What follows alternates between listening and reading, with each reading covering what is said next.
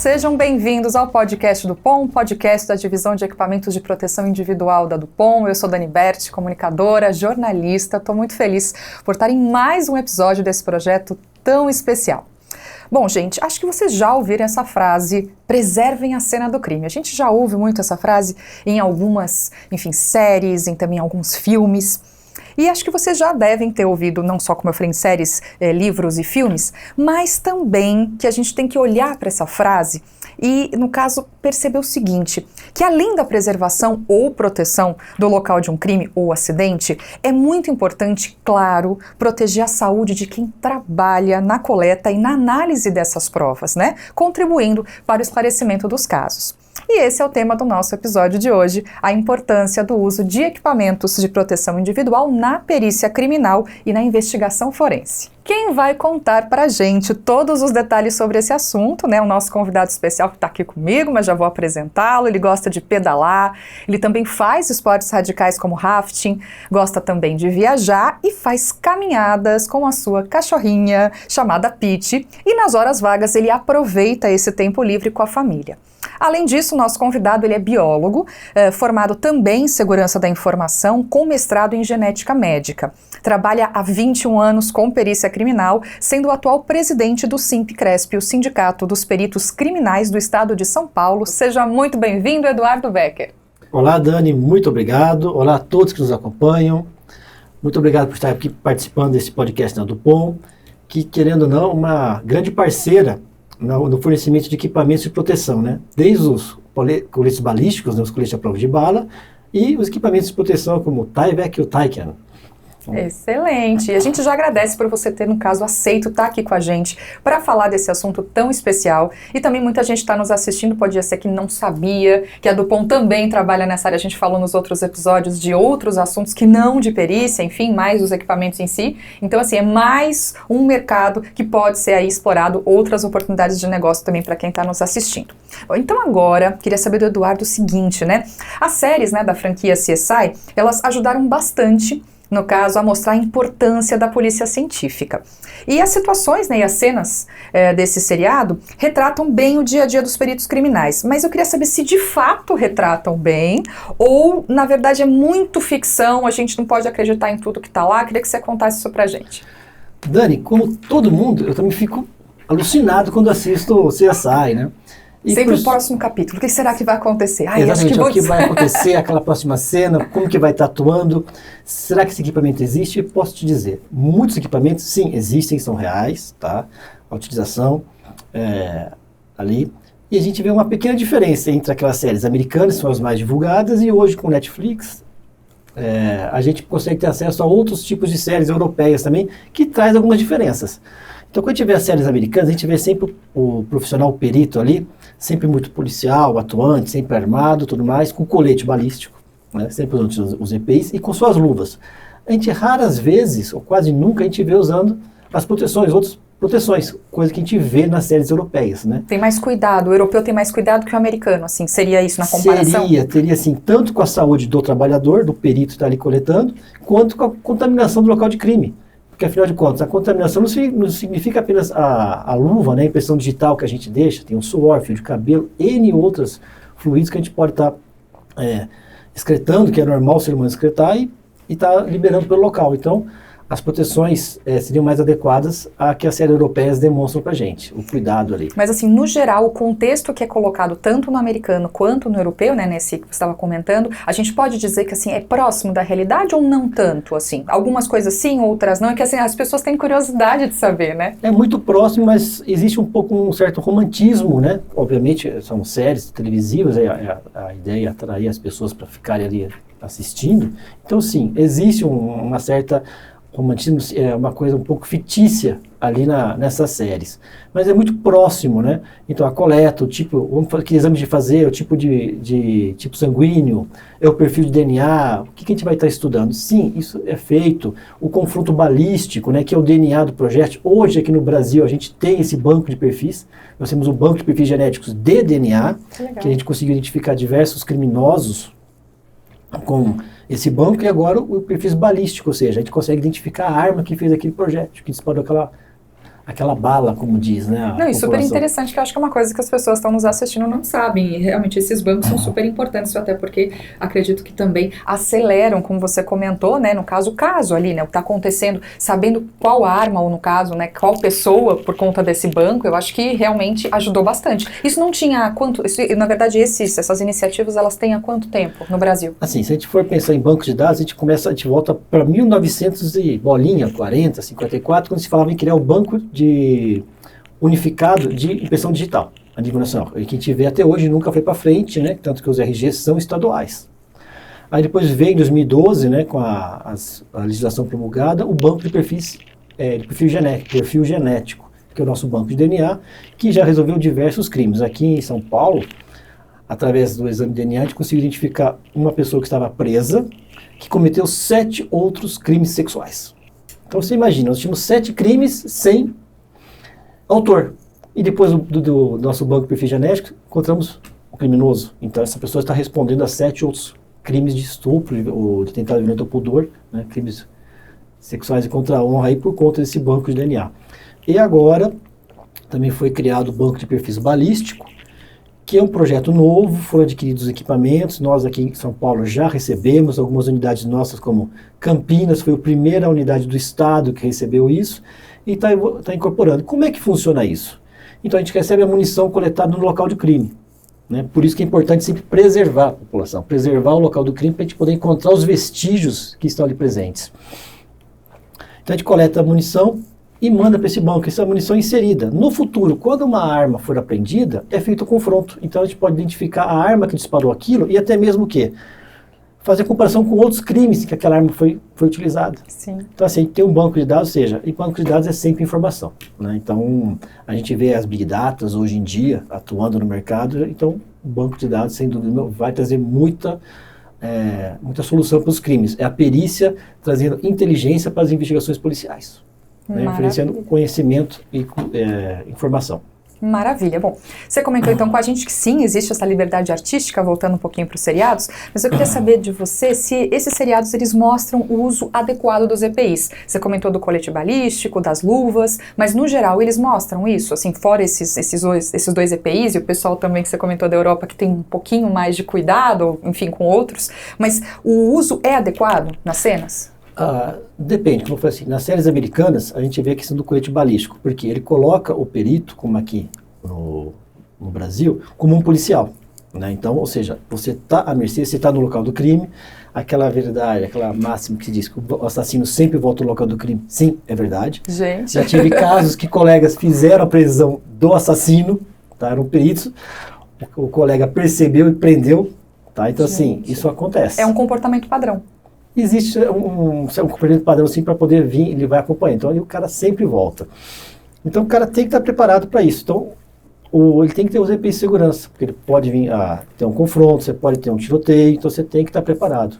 E aí você está com o colete balístico. Outro EPI importante seria a luva, porque a gente está sempre manipulando. Então tem que ter sempre a luva, tem as diferenças de luvas, as mais adequadas para material biológico, para material químico, né, porque algumas são corrosivas e tudo mais. Então você tem que também ter o seu conjunto de luvas ali para estar utilizando adequadamente. E os materiais mais recentes que chegaram na época da Covid, né, até então a gente não tinha disponível, que são os macacões, o Tyvek e o Tychem, né, que são cada um o primeiro para material biológico e o segundo para compostos químicos, né, para você estar utilizando.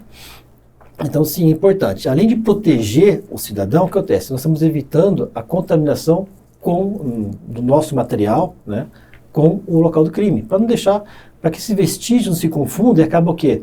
Levando a investigação para um lado equivocado. E acaba demorando mais para estar identificando o assassino, o autor daquele crime, já seja um furto, né, uma pichação, né, porque temos que lembrar também que existem outros crimes menores, como os crimes de honra, né, que também deixam vestígios e a perícia está sempre ali para identificar o autor e levar ele à justiça. Exatamente. Você falou de Tyvek. A gente tem aqui, gente, um macacão que o Eduardo vai mostrar para a gente, que no caso é utilizado no dia a dia, né?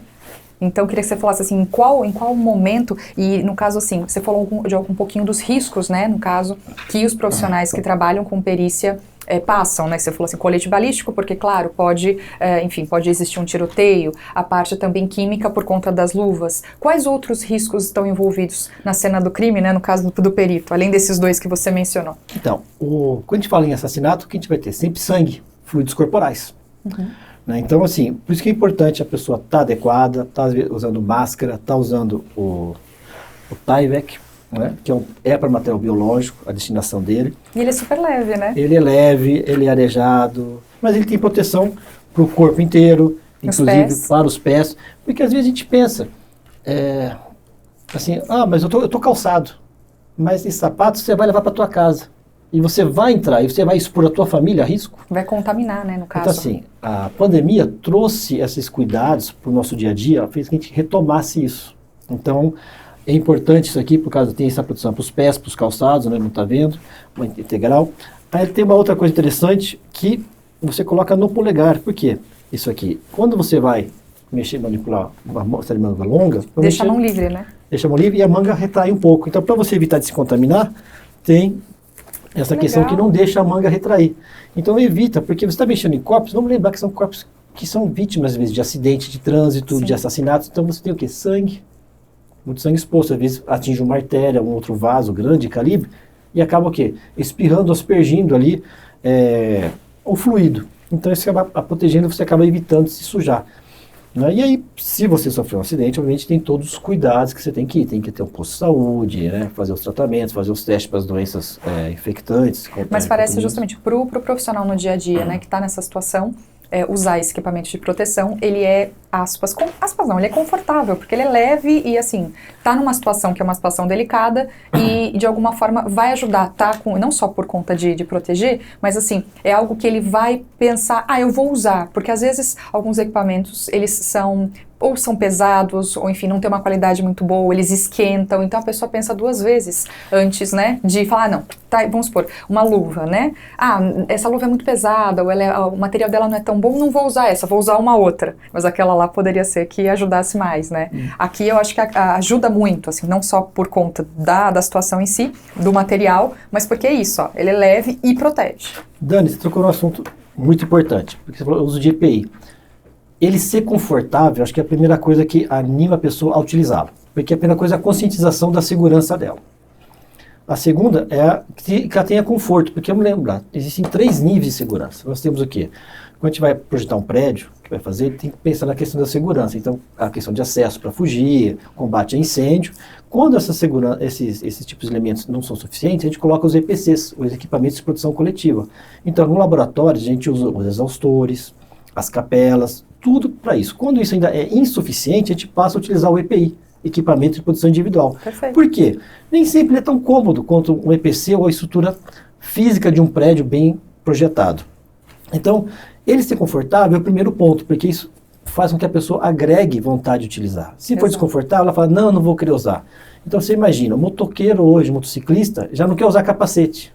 Então, imagina um profissional que não queira usar um EPI que é desconfortável, como eu falei, às vezes nem sempre é um de melhor qualidade adquirido, então que vai esquentar, vai acabar suando, não tem áreas para poder pedir uma troca de ar, para poder transpirar.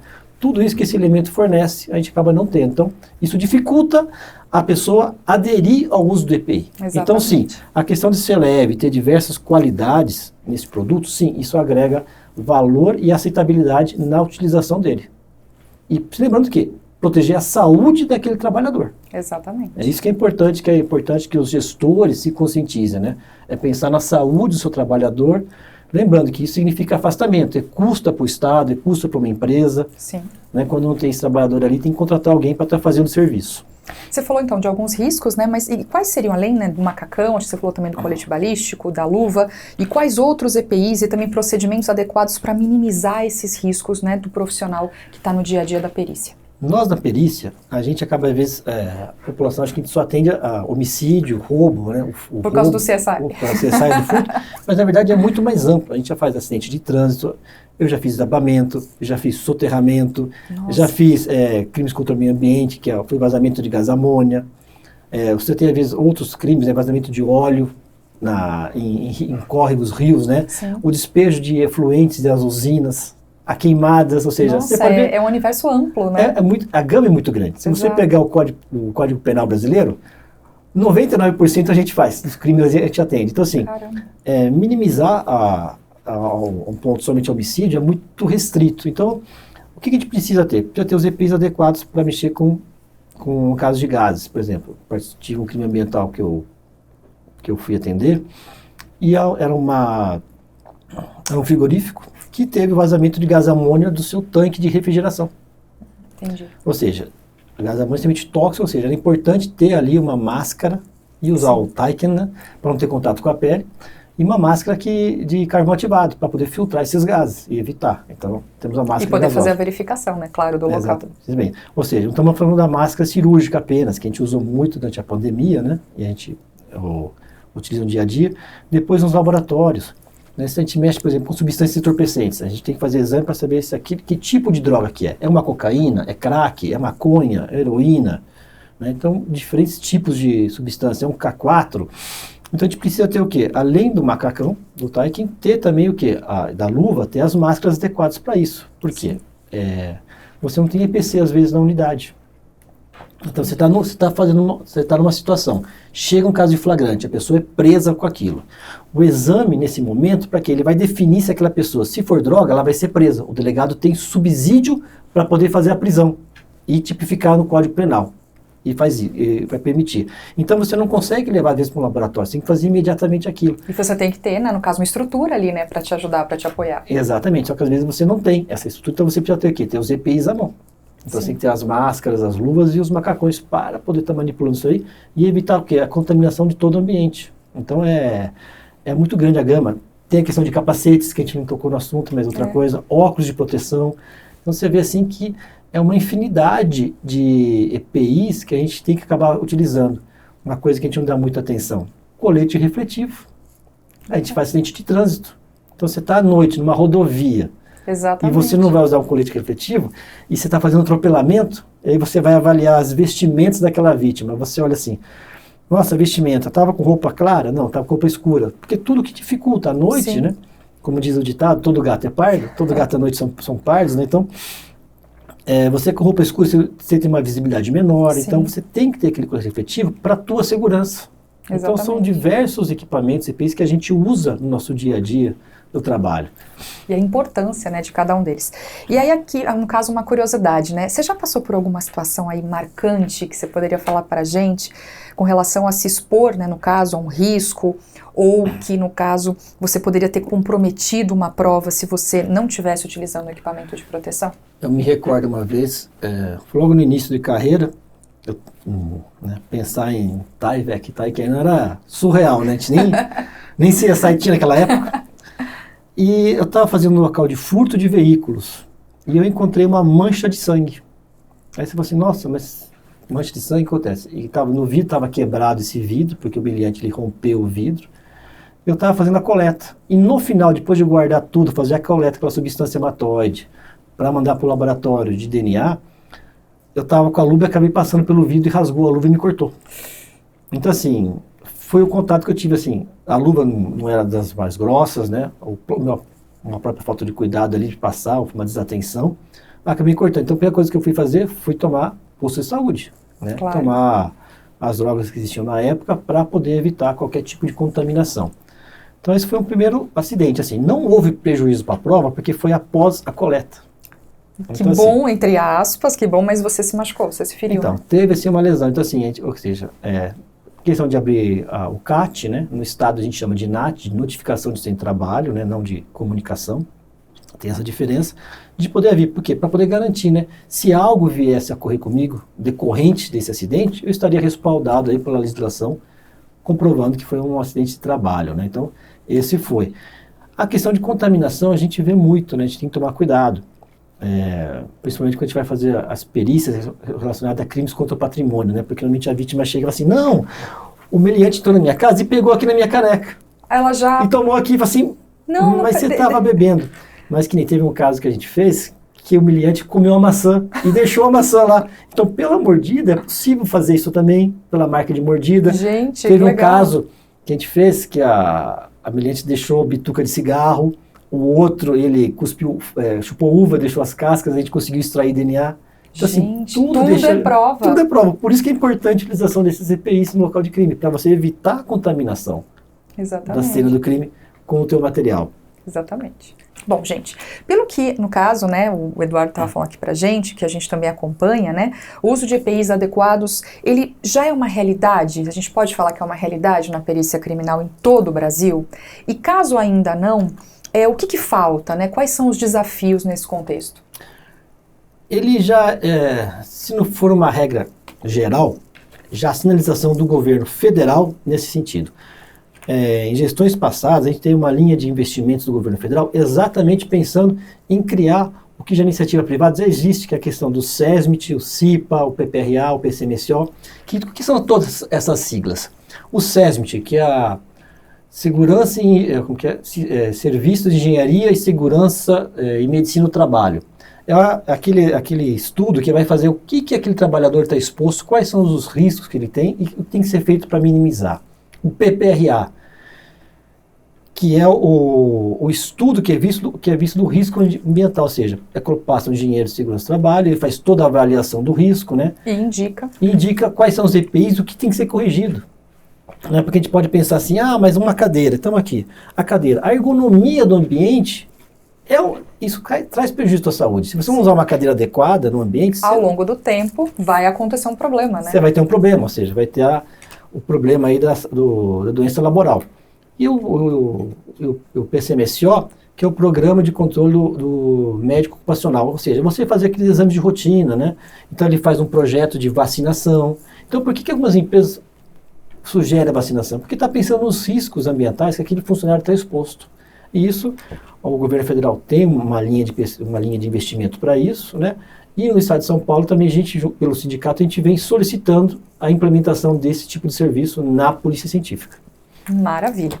Bom, o sindicato, né, dos peritos criminais do estado de São Paulo, no caso que o Eduardo, enfim, representa aqui com a gente, tem ações voltadas a difundir a importância da proteção pessoal entre a categoria? Tem. Inclusive, já fizemos uma parceria com a Dupont, alguns anos atrás, que foi para mostrar, porque assim, não basta você fornecer o EPI, tem que ensinar a usar. Sim. Então, ou seja, estamos falando do macacão do TAI, que é o Taiken. Se quiser pegar de novo, não tem problema. O servidor, ele tem que saber como utilizar. A gente estava falando também, quem está chegando agora, a gente estava falando justamente sobre, claro, os EPIs, mas sobre conforto, né, sobre realmente como se utiliza, e enfim. E além disso, pode continuar. Tem que saber o que ele vai investir, o que é adequado, então, ou seja, tem a questão do botão, como tirar, porque ele pode acabar se contaminando. Ele está usando o EPI, que vai absorver todos aqueles contaminantes que vão ser projetados contra ele. Sim. Ou seja, mas quando ele vai tirar, ele tem que saber como tirar. Então você vê aqui o cuidado, que o zíper, ele tem uma camada de proteção. Então, ou seja, ele tem que saber como abrir, onde pegar isso aqui, poder abrir, para tirar o zíper. Então ele tem que saber os cuidados, a questão da manga, como é que ele vai estar removendo tudo isso aqui para não se contaminar durante o final da perícia que está tirando o EPI dele de proteção. Porque isso pode estar acontecendo. Então sim, a gente fizemos essa parceria, foi um sucesso, que bom. Né? Porque a gente esteve levando a capacitação, o conhecimento para o nosso associado, nosso sindicalizado, para saber o que ele deve pedir para o Estado, como uma ferramenta de proteção, um EPI, de uso, e também como utilizado. Para justamente não se contaminar, Exatamente. Se proteger. Porque tem que pensar sempre, a saúde do funcionário que estamos tratando aqui, né? Exatamente. É sempre isso. Porque realmente o risco ele é diário. Bom, a gente ficou sabendo, né, que teremos agora em 2024 uma nova edição do Congresso de Criminalística, e eu queria que o Eduardo contasse pra gente um pouco do que, né, os participantes vão poder encontrar no evento, enfim, conta pra gente. Dani, esse é o maior evento de criminalística do país e da América Latina. Caramba! Então assim... Qual edição ele tá?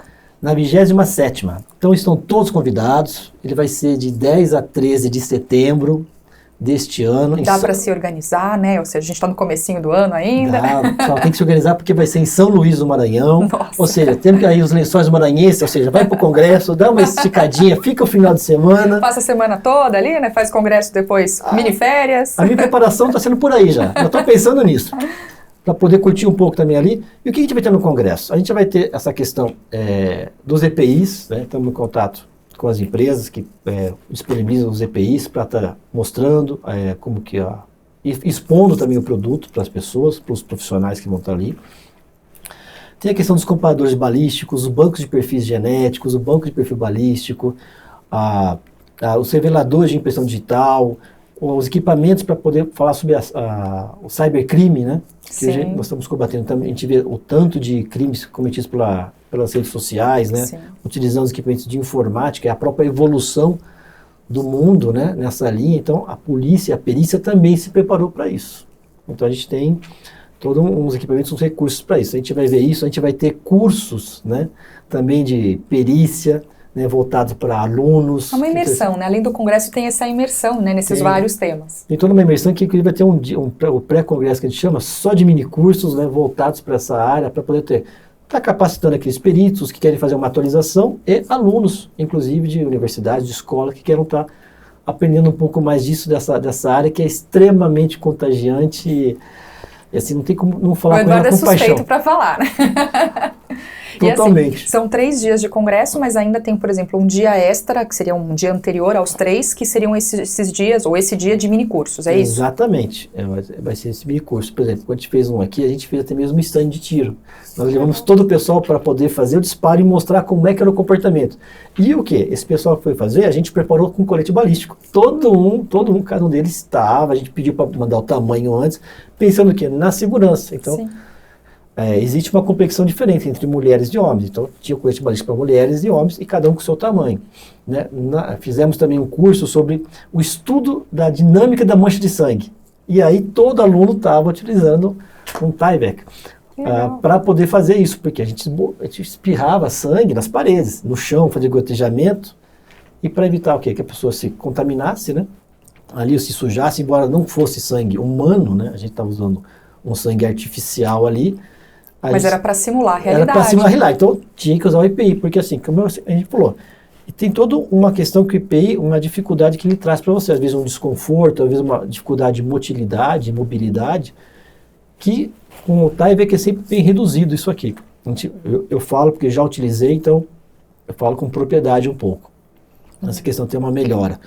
Então eles estão utilizando. Então tudo isso vai estar acontecendo nesse congresso de criminalística, que vai ocorrer em São Luís de 10 a 13 de setembro. Sendo que dia 9 tem os minicursos. Exatamente. E vocês podem ter mais informações no site, que vai aparecer no rodapé.